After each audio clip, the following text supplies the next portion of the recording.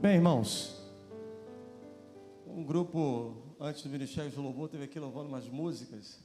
Vocês ouviram, né, as músicas que o pessoal estava cantando aqui. E aí disseram que é um grupo clássico. Quem tem é mais de 30, né? Mais de 30. Ah, tá. Eu fiquei tentando lembrar a música. Eu não me lembro dessa música. Você lembra, Rita? Dessa música? Também nem eu não lembro, não. Essa música, não. Não deu tempo, isso aí. Agora, olha só, irmão, só um pequeno detalhe. Se você quiser, tiver o desejo de convidar esse pessoal para a sua casa, é só fazer um lanche, chamar eles lá, que eles vão cantar essa música aí junto com vocês lá, tá bom? Em nome de Jesus. Bom, mais uma vez, boa noite. Muito bom estar aqui com vocês. Espero que eu possa contribuir um pouco com a sua vida nessa noite. Bem, durante alguns dias, estamos trazendo alguns recados do Senhor, algumas palavras para o coração da igreja e para aqueles que nos acompanham nas redes sociais. Domingo passado, não sei se você lembra disso, mas nós trabalhamos um texto que se encontra lá em Ezequiel capítulo 37. Não sei se você lembra disso. Eu queria pedir para você futucar aí a sua Bíblia, até a gente chegar exatamente no texto que nós vamos estar trabalhando nessa noite. E nesse texto de Ezequiel 37, o texto é muito conhecido, os irmãos sabem disso perfeitamente, né? Até mesmo porque ele nos traz memória de algumas músicas e traz algumas recordações para os nossos corações. E essa mensagem ele fala sobre o vale de ossos secos. Não sei se você lembra disso, né? O Senhor olha para o profeta e diz para o profeta o seguinte: visto que o vale está cheio de ossos secos, sequíssimos, é possível esses ossos ter vida? E o que o profeta responde? O que o profeta responde? O Senhor sabe, Senhor. E aí Deus olha para o profeta e diz: então profetiza sobre o vale. E ele profetiza. E o vale, que era somente ossos secos, o texto diz que os ossos começam a se juntar, né? E ali começa a criar pele, o corpo começa a se formar, os tendões. Porém, ao olhar para aquele corpo, se percebe que o corpo não tinha vida. E aí ele diz: então, precisamos fazer alguma coisa. E ele nos explica que a presença do Espírito Santo de Deus gera vida para aquele corpo. E por que o vale era um vale de ossos secos? Ainda em Ezequiel, capítulo 36, eu quero trazer aqui para você uma palavra muito dura de Deus para todos nós que aqui estamos. Para todos nós. A palavra de Deus é uma palavra de restauração. Aqui, uma restauração para Israel. Mas hoje nesse lugar, e aqueles que nos acompanham, não sei, mas aqui não tem nenhum judeu. Tem algum judeu aqui? Não tem nenhum judeu. Essa palavra não é para o povo de Israel, essa palavra é para mim e para você.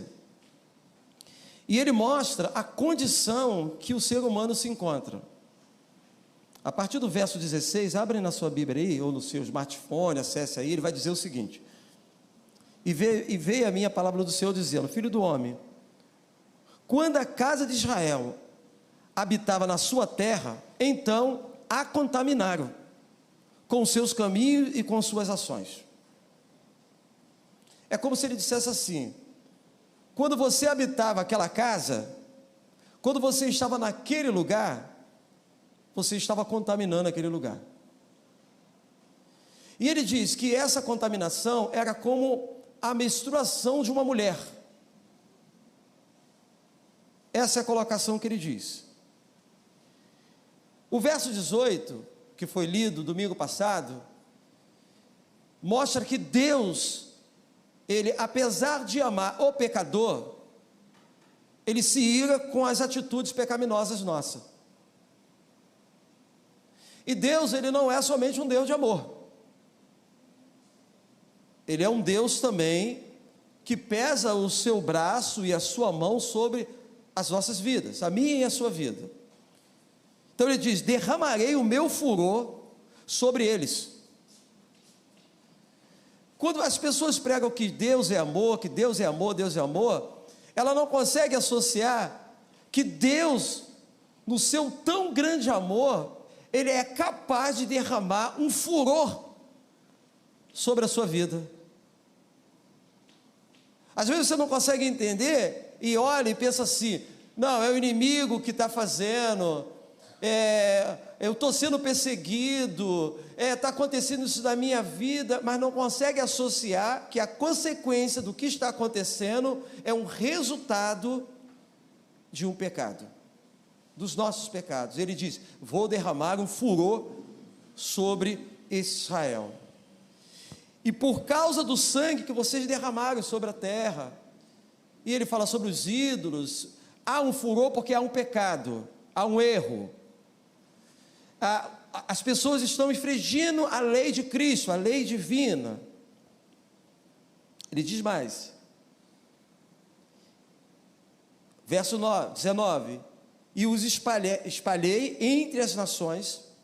Ou seja, ele tira essa pessoa, ele tirou o povo daquele lugar, pegou essas pessoas e começou a espalhar entre as nações, e elas foram espalhadas entre as terras, conforme os seus caminhos. Como assim, conforme os seus caminhos? Se prostituía, então ia se prostituir. Roubava, então ia para o lugar onde se roubava. Matava, então ia. E essas pessoas começaram a fazer parte do seu ciclo de pecado, e ali foram se contaminando mais ainda. Estamos falando de um Deus fazendo isso, tá? Conforme os seus feitos, eu os julguei. E essas pessoas, quando saíram da onde estavam e foram para outras nações, o texto diz, verso 20: e chegando às nações, para onde foram, profanaram o meu santo nome. Em outras palavras, para onde elas foram, deram mau testemunho do meu nome, eram vergonha do meu nome, não eram exemplos do meu nome, porque eram pessoas que estavam envolvidas exatamente no pecado. Aí o Ezequiel 37, que nós lemos, nos mostra que Deus, quando olha para esse povo, vê um vale de ossos secos, que não tem vida. E ele diz que ele é capaz, segundo o profeta, de fazer com que o vale de ossos secos volte a ter vida, através do Espírito Santo. Estamos falando aqui, irmão, de vida espiritual, porque todos que aqui estão com seus corações batendo nessa noite. Estamos falando de vida espiritual no sepulcro, perdidos totalmente no pecado. Só que ainda essa semana, dando continuidade a essa série de mensagens, chegamos lá em Osés capítulo 6, que foi quarta-feira. Inclusive, se você quer ouvir essas mensagens, é só você ir lá no grupo da igreja, no YouTube lá, e você vai ver. Você vai assistir todo o culto, ou você vai acompanhar somente as mensagens. E na quarta-feira foi dito o quê? Oséias. O que Oséias capítulo 6 diz, irmãos? O Senhor, Ele nos chama também para um concerto. Vinde e tornemos para o Senhor. Deus essa noite está falando assim, vinde e volte para mim. E sabe quem Ele está pedindo para voltar? Exatamente aquelas pessoas que Ele despedaçou, aquelas pessoas que Ele quebrou. Ele diz, e Ele despedaçou, mas Ele também curou. Ele despedaça, Ele quebra e Ele traz de volta. É assim que Deus faz. Estou falando de um Deus de amor, tá, irmãos? A filosofia que o mundo prega é o seguinte: não, Deus é amor, Deus sabe o que eu estou fazendo. Irmão, olha só, não alimente o furor de Deus sobre a sua vida, hein? Você não tem nem noção do que Deus é capaz de fazer, somente por causa da tua salvação. Você não imagina o que Deus é capaz de fazer. Conheçamos e prossigamos em conhecer o Senhor. E talvez eu pergunte para você: pastor, mas eu já aceitei Jesus Cristo, eu conheço Jesus Cristo. Amém. Mas você está prosseguindo em conhecer Ele? Ou você está parado? Esse é o alerta do Senhor. Prossiga em conhecê-lo. Não é somente entender quem é Deus, entender quem é Jesus, mas prosseguir em conhecer esse Deus. Vamos lá em Mateus 24, que é o texto que nós vamos trabalhar um pouquinho hoje ao seu coração nessa noite. Mateus capítulo 24, irmãos, é um sermão profético sobre o princípio das dores. Não existe nada nas Escrituras Sagradas que deixarão de se cumprir. Vão cumprir. Mais uma vez nós vamos perceber que ao início desse texto nós vamos encontrar discípulos despercebidos das palavras de Jesus, dos ensinamentos de Jesus. E quando Jesus ia saindo do templo, aproximaram-se dele os discípulos para lhe mostrarem a estrutura do templo. Senhor, olha só como o templo é bonito. Tem pisos porcelanatos, o púlpito é de acrílico, tem ar-condicionado. Os discípulos estavam muito preocupados de querer mostrar para Jesus a beleza do templo. Você já parou que às vezes você está tão despercebido, que você está tão preocupado em mostrar as coisas, meu carro, minha casa, minha família, meus filhos, e você não percebe a realidade das coisas que está acontecendo em volta? Mas Jesus, muito safo, que é o verso 2, que são palavras de Jesus, ele diz: Jesus, porém, lhe disse, logo depois que os discípulos tentou mostrar para ele o templo, o local: não vede tudo isto? A pergunta de Jesus. Em verdade eu vos digo que não ficará aqui pedra sobre pedra que não seja derribada. Quantas palavras? Vai acabar, irmão. Vai chegar um dia que vai acabar. Hoje eu perguntei para uma pessoa, eu fiz assim: se você morresse hoje, não foi na escola bíblica dominical não, que eu também fiz essa pergunta, você iria para o inferno ou você iria para o céu? A pessoa me respondeu: eu iria para o inferno. Quando nós respondemos que nós vamos para o inferno, irmãos, a gente responde sem noção do que é inferno. Você tem noção do que é inferno? Ainda você escuta o discurso que as pessoas falam assim: o inferno é aqui. Inferno é aqui? O inferno não é aqui não. Se o inferno fosse aqui, não é preciso aceitar Jesus Cristo. Vamos ficar aqui desfrutando. Jesus, estando assentado no Monte das Oliveiras, chegaram-se a ele os seus discípulos em particular. Logo depois de Jesus falar isso tudo, eles não perguntaram mais nada a Jesus, eles ouviram Jesus, mas ficaram encucados, ficaram com dúvida. Então, quando assentado ali no Monte das Oliveiras, os discípulos então procuram se achegar até a Jesus. E muito curiosos, eles dizem: Senhor, quando que serão essas coisas? E que sinal haverá da sua vinda e do fim do mundo? Domingo passado, quando acabou o culto, uma mensageira do rei chegou aqui para mim aqui e falou assim: pastor, posso fazer uma pergunta para o senhor? Eu falei assim: pode. Você sabe, né? Aquelas perguntas que vêm que você coça a cabeça, ou você tem que ir lá na universidade chamar os universitários para responder. E ela me perguntou: pastor, como vai ser o final do mundo? Essa foi a pergunta. Jesus, ele começa a nos explicar aqui. Mateus 24, irmãos, do verso 4 até o 31, nós vamos ver os sinais da vinda de Cristo. E eu queria classificar, se você me permite nessa noite, a classificar os sinais por bloco de temas, não pela sequência dos versículos. Então eu quero te chamar para que você possa ir até o versículo 14. O versículo 14 desse texto nos diz o seguinte: e este evangelho do reino será pregado em todo o mundo, em testemunho a todas as gentes, então virá o fim.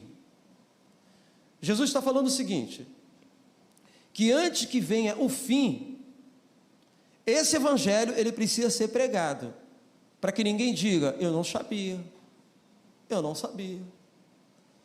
Todos nós que estamos aqui, irmãos, estamos cientes de quem é Jesus. Todos nós que estamos aqui, irmãos, somos culpados, estamos diante de um tribunal, para ser julgado não por homens, mas julgados por Deus, por tudo aquilo que eu fiz, que você fez, que você deixou de fazer. E nada vai escapar dos olhos de Deus, nem os seus pensamentos vai escapar dos olhos de Deus. Porém, que esse primeiro sinal do verso 14, irmãos, ele mostra a graça de Deus. Por que a graça de Deus? Ele diz que a evangelização das nações, a evangelização dos povos, é um sinal que antecede a volta de quem? De Jesus. Então, o que ele está falando é o seguinte: você hoje está ouvindo, amanhã ele pode vir. Você está ouvindo agora, daqui a alguns minutos ele pode vir, e se você tiver condição, uma condição de não salvo, você vai para o inferno. Porque hoje está sendo pregado e anunciado, mediante a sua graça. Cada nação terá essa oportunidade, irmãos. E o melhor meio de comunicação que hoje nós temos, irmãos, ele chega com facilidade à sua vida. Eu ainda, quando fazia parte desse grupo clássico, eu vivi um tempo em que as pessoas, e talvez você, escrevia carta, lembra? Isso não é muito tempo não, irmãos. Eu me lembro que há alguns anos, quando eu entrei na Marinha, fazia manobra, não tinha WhatsApp. O telefone era muito escasso. E eu mandava, quando chegava no porto, mandava uma carta para a Andréia. E ela recebia essa carta. Você antigamente mandava uma carta, escrevia, mandava a carta, ela gastava aproximadamente uns 15 dias para chegar, a pessoa lia a carta, depois que ela lia a carta, ela resolvia te responder, e ela respondia, isso durava às vezes uns 45 dias e muito mais para você ter uma resposta. Hoje, irmãos, a eleição acabou, 5 minutos depois você já tinha o resultado das eleições. Isso mostra que o processo de evangelizar, o processo de conhecer a Cristo foi acelerado. Se foi acelerado, isso quer dizer que está mais perto ainda. Está mais perto ainda. A Bíblia, irmãos, ela tem sido traduzida com várias línguas. Tu pega um aplicativo hoje da Bíblia, você vê em todas as línguas, ou quase todas as línguas. Tem um outro sinal, irmãos, que esse é muito perigoso. Esse sinal é que indica a oposição a Deus e ao seu povo. E Jesus, dentro desse texto aqui, quando ele ali conversando com os seus discípulos, irmãos, entendo eu que aqui ele mostra 4 sinais. Primeiro sinal, tribulação. O verso 9 e 10 diz: então vos hão de entregar para serdes atormentados. Vocês serão mortos. Vocês serão odiados por todas as gentes, mas por causa do nome de Cristo Jesus. Você está disposto a isso? Nesse tempo, muitos serão escandalizados. Nesse tempo, um pai, uma família, alguém que não tem Cristo Jesus, e já foi arrolado pela força do anticristo, pelas forças satânicas após o arrebatamento da igreja, será capaz de pegar o seu filho crente e entregar para o sistema. Ele é crente. Você tem noção disso, irmão? A sua família não crente será envolvida pelos manjares desse mundo, e serão capazes de fazer isso. Não, pastor, isso é um absurdo. Irmão, está escrito aqui. Está escrito aqui. Nesse tempo, muitos serão escandalizados. Trairão-se uns aos outros. E uns aos outros se aborrecerão. Vão fazer isso, irmãos. Então é melhor se prepararmos melhor, irmãos, para a volta de Cristo Jesus, ou para deixar essa terra após o nosso coração parar de bater. E para morrer, ninguém precisa estar doente. Para morrer, ninguém precisa tomar uma bala perdida. Basta estar vivo. Hoje eu estou falando com você, mas essa semana talvez você possa estar no meu culto fúnebre. Quando eu falo isso, as pessoas falam assim: que isso, pastor? Você vai viver muito? Por que eu vou viver muito, irmãos? Eu já tenho consciência da minha vida em Cristo Jesus. O meu morrer é lucro. Você não sabe o bem que será para a minha vida. Só sofre, irmãos, quem fica. Porque quem vai com Cristo Jesus está bem.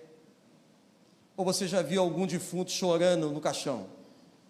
Ou você já viu algum defunto triste lá no caixão? Não.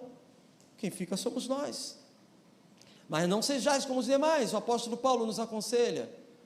Como os demais que não têm esperança, nós temos esperança, principalmente aqueles que têm Cristo Jesus. Uma outra coisa, irmão, que ele nos mostra aqui é a apostasia, a depravação moral, irmãos. O verso 24 desse texto diz: porque surgirão falsos cristos, falsos profetas, farão tão grandes sinais e prodígios, que se possível for, enganaria até os escolhidos. Irmão, alguns anos atrás, eu fui, não me lembro qual foi o país da América do Sul, numa viagem que eu fiz, e naquela mesma época tinha uma conferência de bruxos naquela cidade. Alguns colegas que estavam na viagem foram nessa conferência. E quando eles chegaram no navio, eles disseram assim: rapaz, o negócio estava bom lá, eu vi até pessoa voando dentro da conferência. Tu acredita nisso, irmão? Voando. Imagine, você já viu alguém voando dentro da igreja? Eu nunca vi. Mas eles viram numa conferência de bruxos. Falsos profetas, irmãos, tentando mostrar um poder que eles não têm, em parte têm. Tem mais algo aqui que nós queremos apresentar para você também ainda nessa noite. Como será a vinda de Cristo? Já viu quando o tempo fica, essa semana mesmo, estava eu e a Andréa na varanda, e ela falou assim: você viu? Viu o quê? Ela, o relâmpago. Eu não vi nada, só vi um... Talvez isso acontece com você, né? Você viu? Viu o quê? Vi nada, só viu um clarão assim. Então, irmãos, a vida de Cristo é repentina. Ele está falando que vai ser assim. Muito rápido. Não vai ser assim, o Senhor está voltando aí, hein? E ele vem saltando pelos montes. Ele vem, olha só, prepara que ele vai vir. Não é assim não, irmão. Não é assim não. É no abrir e no fechar dos olhos. Por isso que ele nos diz. Porque assim, verso 27, como um relâmpago, que sai lá do oriente e se prostra até o ocidente, assim será também a vinda do Filho do Homem.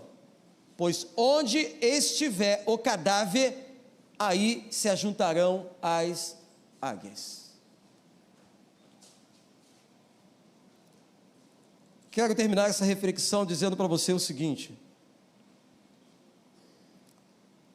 você precisa direitar a sua vida. Não por mim, não por causa da igreja, não porque tem alguém aqui. O Espírito Santo de Deus, irmãos, é aquele que convence o homem do pecado, é aquele que convence o homem dos seus erros. Eu não vou pedir para você levantar as suas mãos, pode ficar tranquilo. Não vou pedir para você sair do seu lugar. Eu não vou pedir para você vir aqui à frente. Eu não vou pedir nada disso. Mas eu não posso deixar de pedir algo para você nessa noite, que seja: se arrependa dos seus maus caminhos. Volte para Cristo. Prossiga em conhecer Jesus Cristo, conhecer Deus. Jesus Cristo, irmãos, é o nosso melhor amigo. Jesus Cristo é aquele que tem mudado a minha vida e tem moído a cada dia. Você sendo um crente em Cristo Jesus, você não vai ter uma vida melhor. Se você for ver a história dos apóstolos, o único que provavelmente só morreu de velhice foi João, na ilha de Pátimo. Não sei se você quer ser igual Pedro, Paulo, não sei se você quer ser um exemplo dos discípulos, mas uma coisa é certa: você precisa direitar a sua vida. Porque eu não quero ir no seu culto fúnebre com a impressão que você vivia no mundo, dizendo que você foi para o céu. Feche seus olhos, vamos orar. Senhor, nós clamamos essa noite por misericórdia. O seu furor foi dito nessa noite. O Senhor se levanta contra a sua própria nação, seu próprio povo, porque o teu povo tem se envolvido nos manjares desse mundo, porque o teu povo, os teus escolhidos, tem se contaminado com tudo aquilo que Satanás tem oferecido. Mas nessa noite, precisamos entender que da mesma forma que Jesus foi tentado, seremos tentados. Mas Jesus nos declara que o que nos leva a agirmos como vencedores é vivermos segundo as Escrituras Sagradas, não de fábulas humanas, de homens, de seres humanos, e muito menos de pastores, como esse que vos fala, mas de pessoas que sejam constrangidas pelo poder do Espírito Santo, como essas nessa noite que aqui estão, que têm consciência da sua condição espiritual morta, que já fede, que já está em estado de decomposição. Mas Deus nessa noite nos chamou nesse lugar para restaurar e trazer de volta aquele que estava morto. para a vida eterna. Pai, que nesta noite nos dê a oportunidade de confessarmos os nossos pecados e as nossas culpas somente para Ti, declarar quem somos e sentir nesta noite, Senhor, aquilo que o Senhor nos ensinou na manhã desse dia. Homens e mulheres sendo justificados por aquele que é capaz de nos justificar, o justo e fiel Jesus Cristo. Nenhum homem, nenhuma igreja mais poderosa e mais espiritual que seja sobre a face da terra é capaz de justificar um ser humano. E nessa noite o Senhor nos convida para isso. Que o teu escolhido e a tua escolhida que nessa noite ora, confessando os seus pecados, possam ser recebidos nesta noite por Ti. E amanhã possa ser um dia diferente, de um resgatado e salvo por Cristo Jesus. Nós te louvamos e te agradecemos, Senhor. Amém e amém.